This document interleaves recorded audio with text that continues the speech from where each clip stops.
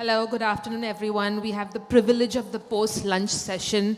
So let's keep it lively and focus on the storytelling as much as we possibly can.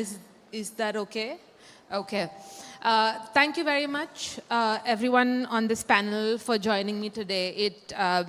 It's certainly a very exciting topic that we have. And we're doing this on a pretty interesting day with our Prime Minister in town as well, opening the new Mumbai airport, inaugurating the new Mumbai airport. And I'd like to think of this moment, juxtaposing with the panel here. While, of course, India is building these amazing, infrastructure, ambitions, and I also think that we are also building at this point in time intellectual highways. We are building our content infrastructure. We are building talent pipelines. And against that backdrop, I think this is a very interesting topic, given the massive investments that were recently announced in the state of Maharashtra as well, and pushing these ambitious and progressive policies in AVGC and XR. So on that note, let me just begin with you, Munjal. We have the policy, of course. A lot of folks in this room and on this panel are experts in the space. Tell me a little bit about what you see currently as the gaps in us meeting that vision, meeting that target in the future. Yeah. Thanks. It's always a great pleasure to be at Frames, and I think we still have a pretty decent audience, so I think we better make sure it's a good conversation. True. Yeah. All right. I think let's first talk about what's great. What's great is that I think not just the government at the center, but also all the state governments are waking up to the opportunity in filmmaking, and especially in the animation, visual effects, and gaming sector. So I think we are sort of consistently seeing individual policies, specifically AVGC-XR policies being announced by states alongside the film policy. So there's a clear policy focus. And I think in many ways it's also to a large degree because of the constant lobbying that's happened through FICCI to prop up this sector. I think the challenge right now, is that on the policy front is that the intent is good. I think some really handsome incentives are being put out. What I really like about the Maharashtra policy in particular is there are very specific incentives that are being drawn out. And I think a lot clearer than most other state policies that I've seen. Mm-hmm. And in fact, yesterday we had a very interesting roundtable with them, and it was really interesting to see Mr. Dipender Kushawa, who's been driving it from the Industries Ministry, driving it. And he spoke at length about what are the benefits, right? And I think now the thing is that the next wave is also, we're asking the industry also that tell us how we can implement it better, And I think that, and there are some very interesting things in that. For example, there is a huge incentive being given to virtual production.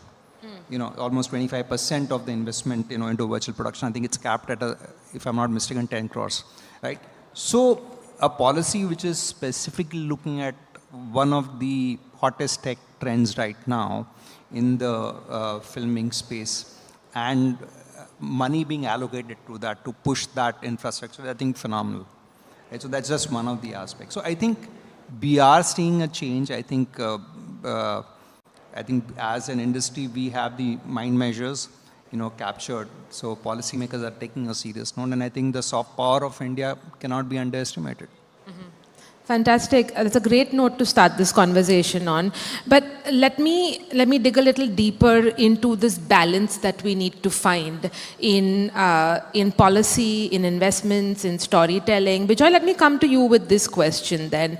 While of course we push for all these large-scale investments, how important is that support for grassroots creativity and independent studios? Thank you for having me here today. First of all, I didn't get a chance to go through the policy in detail for Maharashtra, but I'm working closely with the Tamil Nadu government on developing several policies. The problem is, people, the government definitely wants to help us, but they are a bit clueless where to start.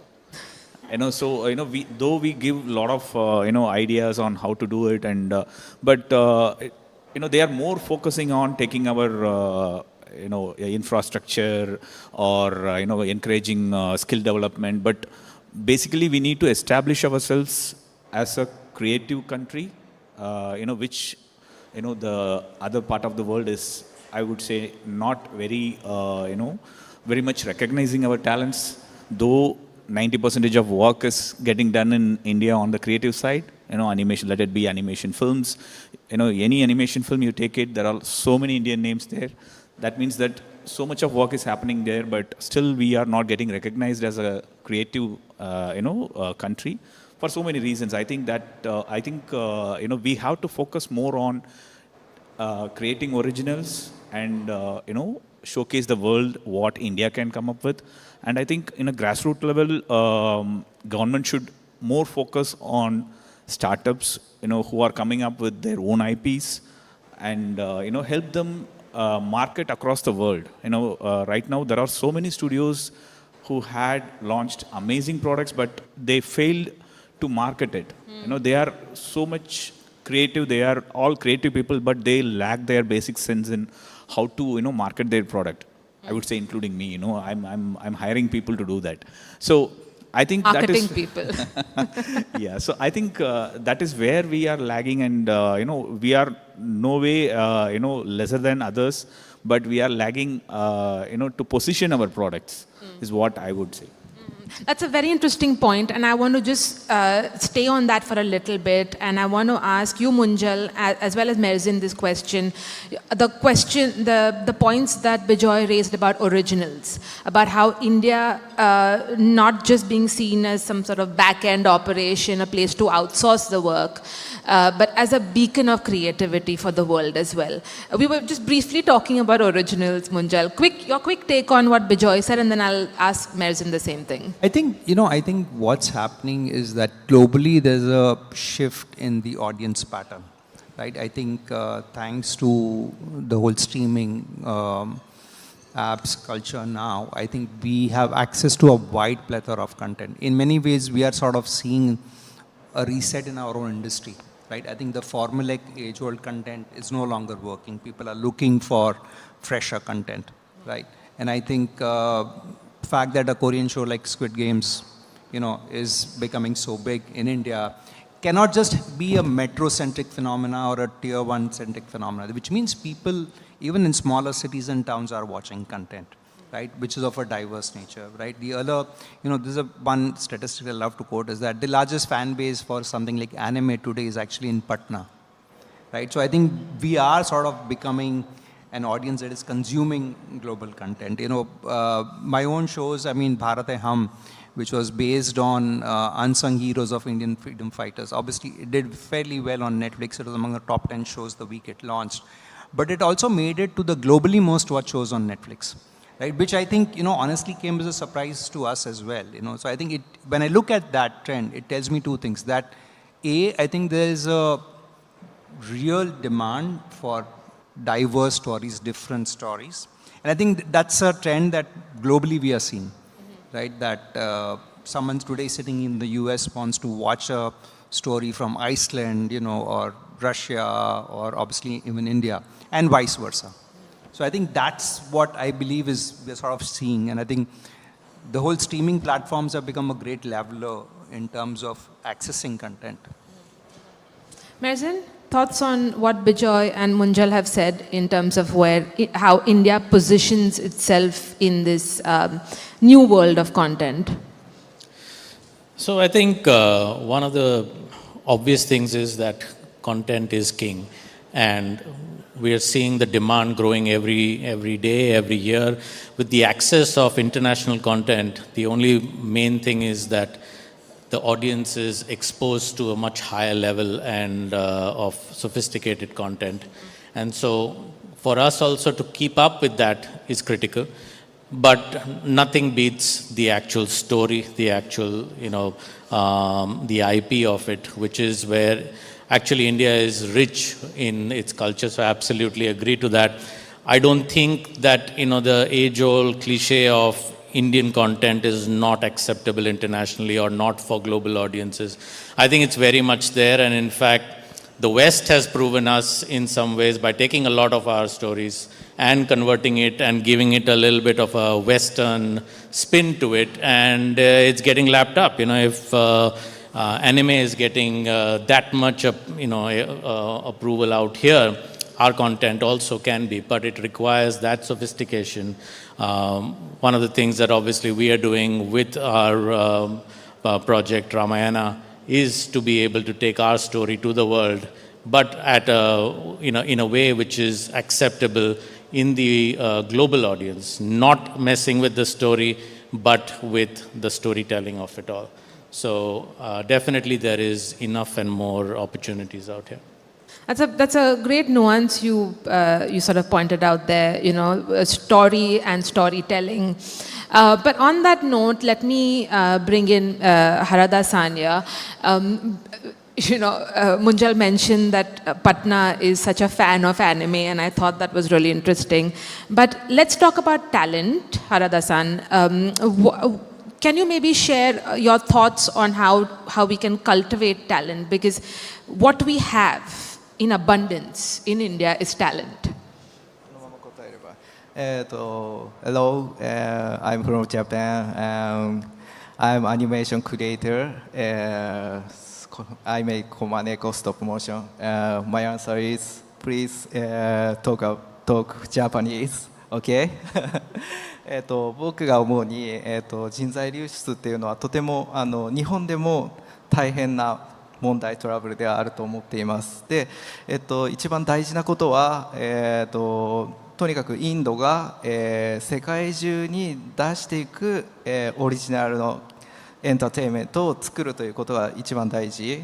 それが世界中に出ていくことができれば、インドでクリエーションやっている人たちもとても充実度が上がります。そして技術テクニカルの話になると、世界中から、テクニカルスタッフだったり、そのクリエイターを呼んで教育をすることができれば、インドにいながら、世界中の技術を吸収してハイクオリティなものを作り続けることができる。それをやれば、海外に、スタッフが出ていく必要はなくなると思っています。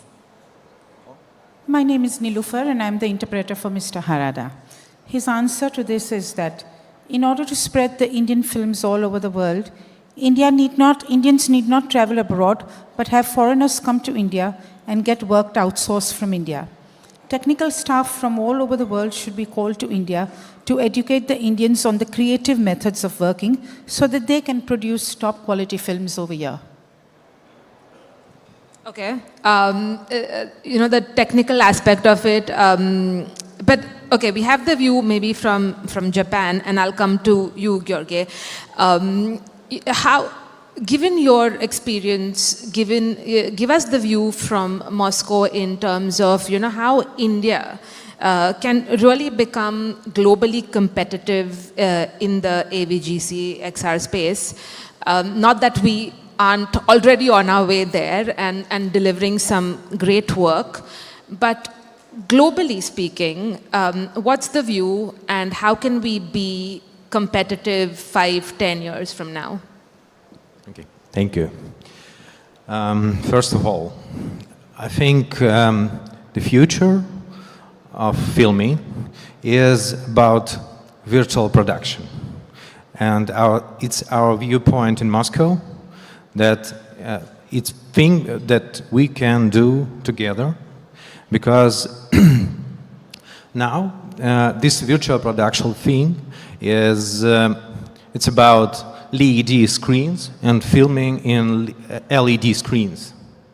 And we believe that India is one of the leaders now in VFX, and it's very ambitious to be the leader of the industry in the world. And I believe Moscow and Russia and India can do some kind of technology bridge between our countries to improve our technologies, to use our infrastructure together. So maybe some of Indian directors and producers can come to Moscow and use our facilities, use our virtual stages, which we are building right now. And I think our technology is one of the best in the world, and our specialists one of the best, because this technology was first used in filming Mandalorian, Star Wars, and now it's becoming more popular because it's very cost-effective technology, and it's important. It's technology with minimum post-production, or maybe no need for post-production in this technology. So I believe that maybe we can create this technology bridge between Russia and India to this global leadership in filming. One quick point, and I wanted to maybe just share if there is something for the Indian ecosystem to take away from what Moscow and what Russia is doing well, whether it is on the technology front or talent. What is that one takeaway for the Indian ecosystem from the Russian?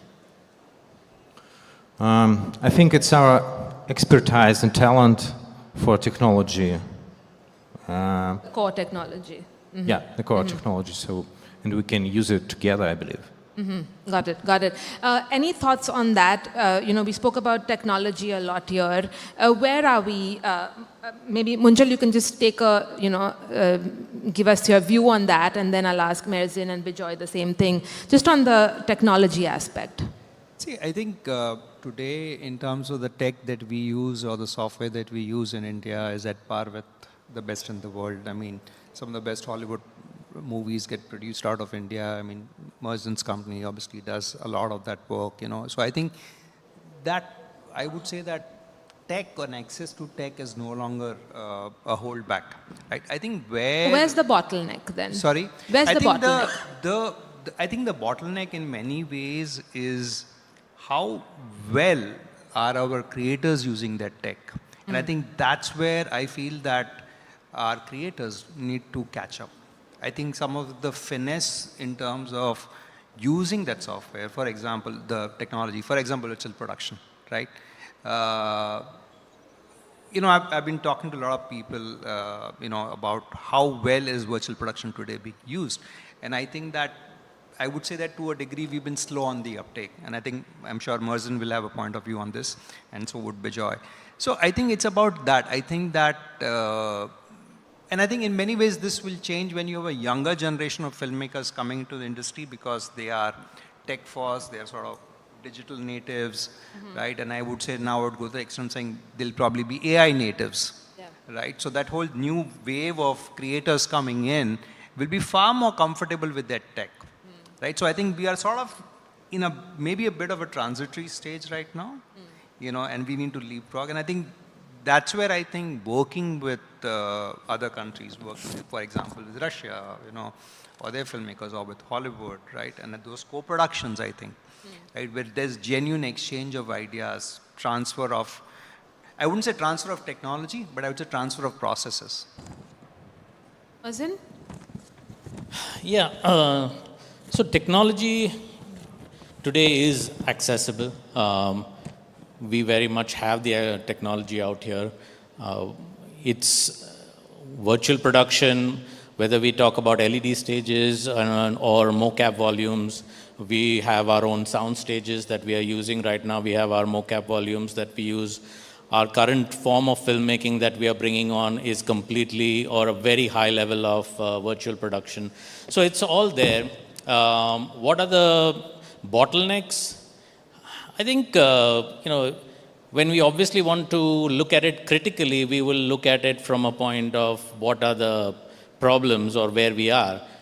but also if you take it as a moment in time from where we've come, over the last 5-10 years, there's been so much development overall in the industry, in the tech industry, in India I'm talking specifically.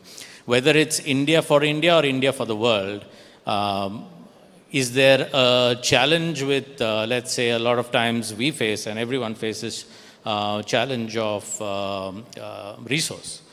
So it is a challenge. It's a very big challenge because when I was at 200, finding the next 5 was a challenge.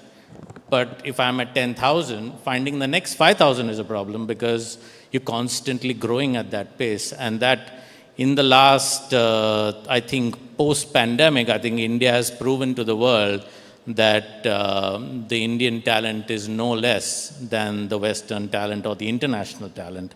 And that's how we're doing some of the biggest blockbusters for the world in India and for India also.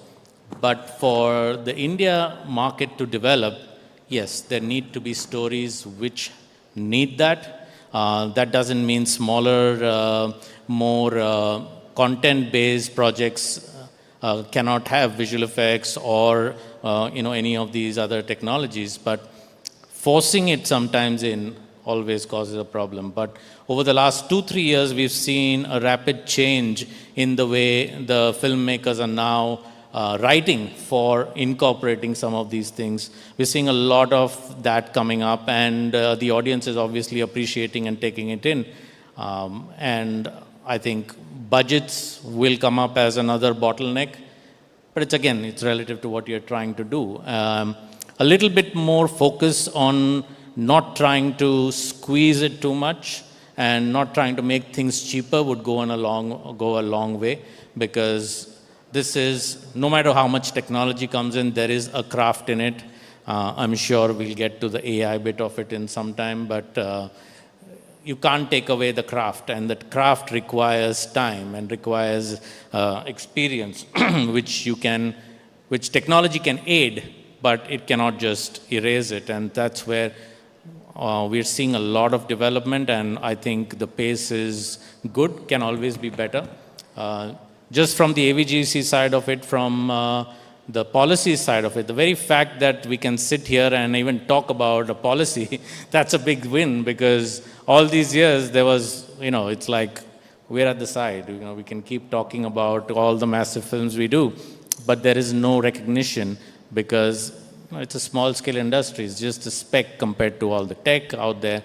But the very fact that we are talking about it, which means it's grown to a level where it's getting that importance. And with FICCI kind of a thing, we've seen it over the years, how it's developed. That seriousness is what is needed. And we're seeing that change will take time, no doubt about it. But yeah, infrastructure is also a big element of it all. Absolutely, those intellectual highways. But why wait till we get into the AI conversation? Mazen, you brought up AI. Munjal, you mentioned AI creators. Before I get to the two of you on AI, Bijoy, let me ask you this. Will AI aid that craft more? Will we see, maybe a downward trend before we see that lift again in how we use AI tools? Keeping, of course, it's about stories, it's about storytelling, it's about creation. How do we keep that sacrosanct? Yeah, coming back to your question on the technology, AI is also an evolution of technology. First of all, I think our filmmakers have to have that kind of knowledge to adapt the latest technology and the evolution of the technology, including AI. There is a lot of speculation on what AI can do and not AI cannot do.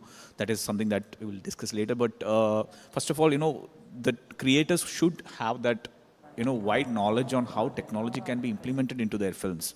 I worked with a very good director, who is a very applauded director here, and he narrated me a scene and asked me to suggest him on how to shoot this.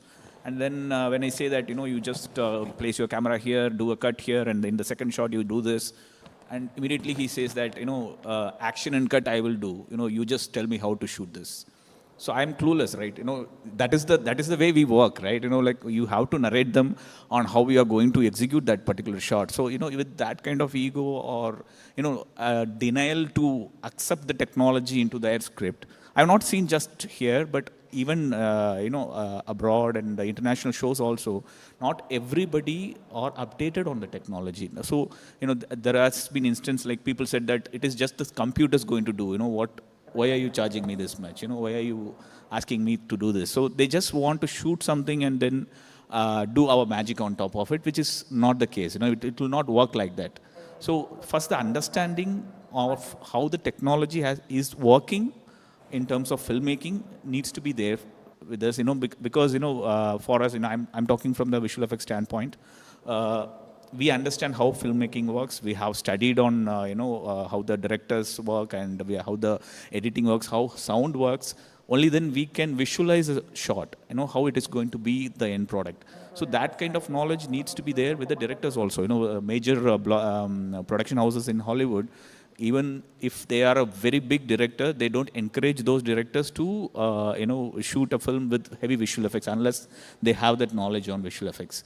So that's the way I think, it has to be done. If they are not updated on the technology end, it is not going to help them out. And AI is something similar. It is an evolution of technology, and AI is still not there yet to create a complete movie there. But we have started using it as a very good tool. So I think AI is here to stay, but as a tool, but not a replacement for any creative tech. Absolutely. But it's very interesting, the few points that you made there. Of course, seeking more collaboration between man and machine and between creators as well. Denial, resistance. So while our policies are getting far more progressive and getting the attention these sectors deserve, why that resistance, Munjal, that Bijoy alluded to in his sort of point right now? You mean why is there a resistance? Like when he was talking about directors or people already creating things right now. I think it's. I think honestly, at many levels, it's an individual, right? So it's your own approach to your own craft, right? Do you want to be stuck in time, or do you want to be open and embrace the change, right? And I think to a very large degree, it depends on an individual, right? So I think it's what is your approach to your own craft? Do you want to stay updated, or do you want to sort of get stuck? I think what's happening with AI in particular is that this is probably the first time where technology is moving so rapidly that all of us are trying to play catch up, right? And I think it's still not stabilized. I think what happens in any evolution curve, right? The technology stabilizes and then you say, okay, now I will adapt it. I will write a pipeline around it. I will write a workflow around it, right? Because AI is literally changing every month, right? And every day, exactly, right? So I think we're all sort of at that stage where, but I think I would also say this, that it's, many times when people look at technology, it's like a one button do all, right? And that's a very wrong way to look at any tech or any sort of evolution as such, that I think it's about how you use it. And as a creator, I may use it differently, Bijoy will use it differently, all of us, right? What do I extract out of that, right? So I'll give an example. We are today using AI for research, right? So we are not using it for generative AI. Sure, I mean, yes, it's a good, quick visualization, but then ultimately that tool or that sort of vanilla output is accessible to anybody. So as a creator, what is my fresh take on it, right? So I think that's where the unique voice of the creator's voice will be. And I think everybody can generate AI visuals, but what is it that you are able to seed into it, which is your own DNA, which is your own unique take on it? And I think that's where I think the difference will lie. You will see a glut. We're already seeing a glut of AI content, right? And I think we will reach a point where people will start going back to saying, okay, I've had enough of this. Let me look for some original stuff. Original and authentic. Yeah. A couple of more questions for the panel, and let me get Harada-san in on this here. Especially Japan, of course, has been a shining example of native content, indigenous content, original content in the AVGC space. Give me your view on what maybe Indian creators can learn from Japan?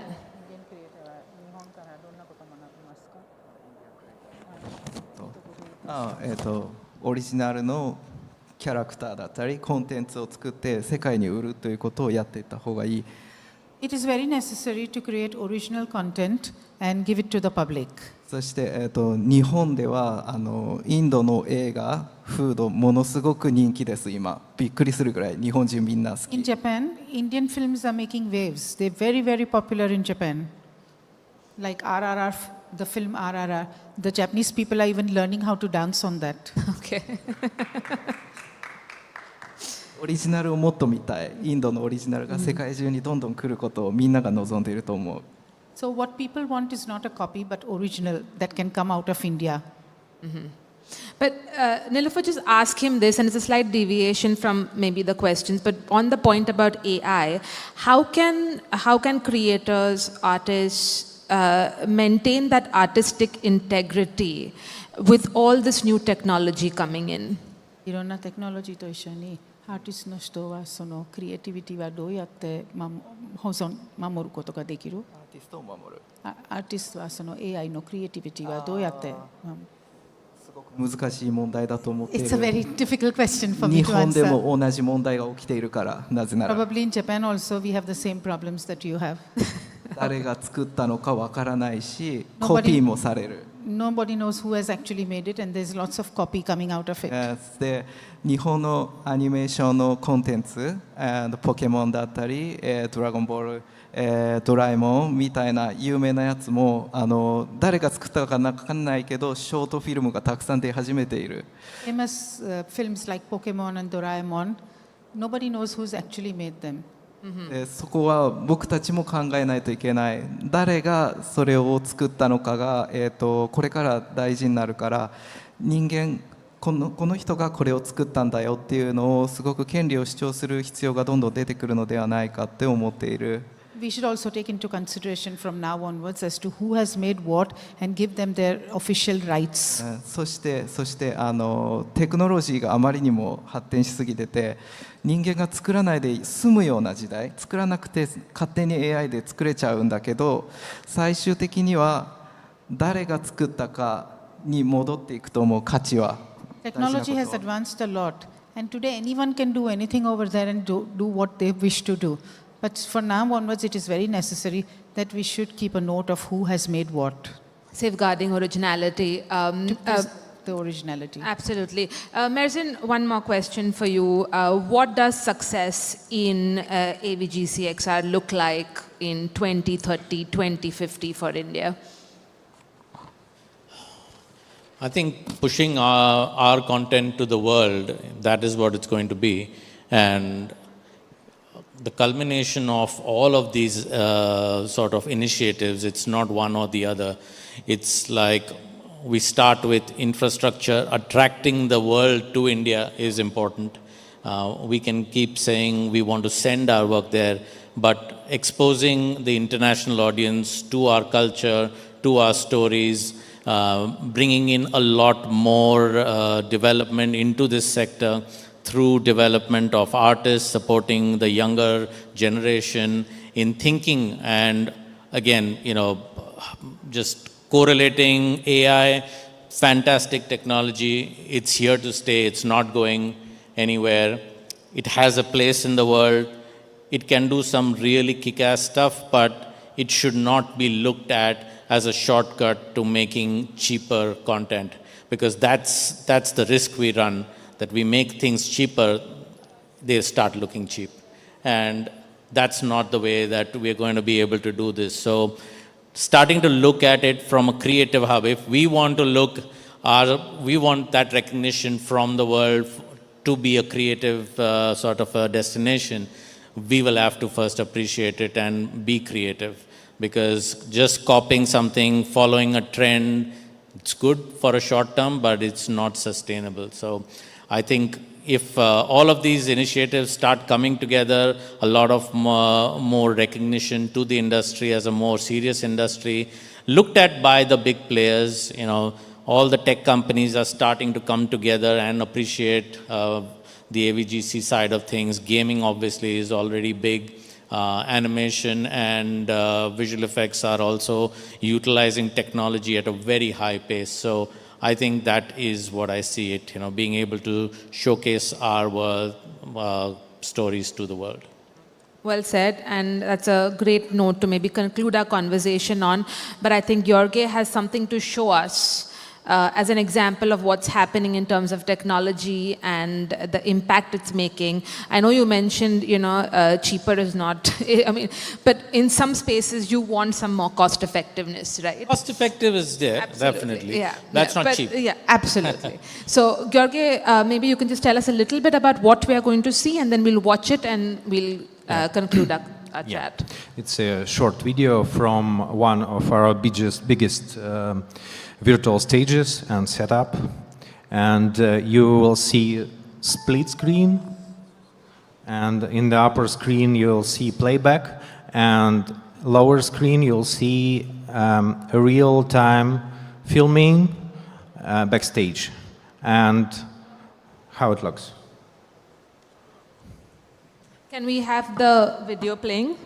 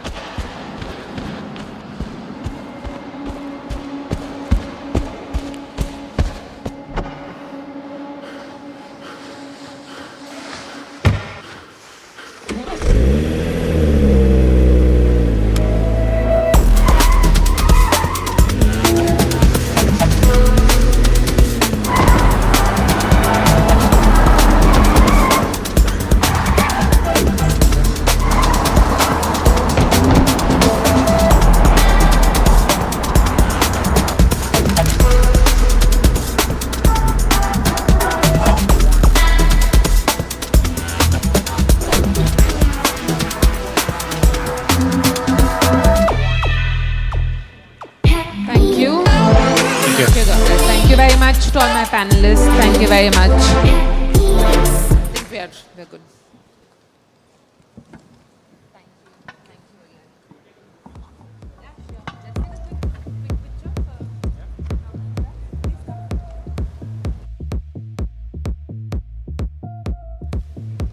Thank you so much, Delshad, and thank you so much all the panelists who have done such a great session.